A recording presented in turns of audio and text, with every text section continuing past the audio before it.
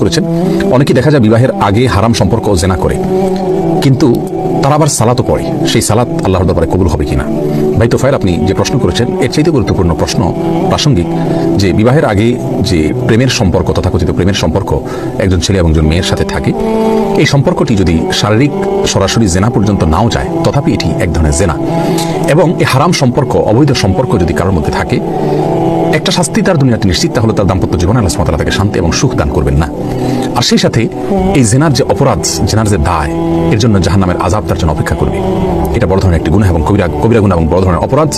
সেই সাথে যদি তিনি জেনা করছেন, অবৈধ সম্পর্ক রাখছেন কোনো মেয়ের সাথে বিবাহ বহির্ভূত, একই সঙ্গে তিনি সালাত আদায় করছেন, এরকম যদি হয়, আমরা আপনার প্রশ্ন উত্তরে বলবো তার সালাত কবুল হবে না, সেটা বলা যাবে না। বরং সালাত একটি স্বতন্ত্র ইবাদত, বরং এই অবস্থায় তার আরো ভালোভাবে সালাত আদায় করা উচিত। কারণ ইন্নাস সালাতা তানহা আনিল ফাহশাই ওয়াল মুনকার, সালাত মানুষকে অশ্লীল এবং অন্যায় কাজ থেকে বিরত রাখে, ফেরত রাখে, বাঁচিয়ে রাখে। যার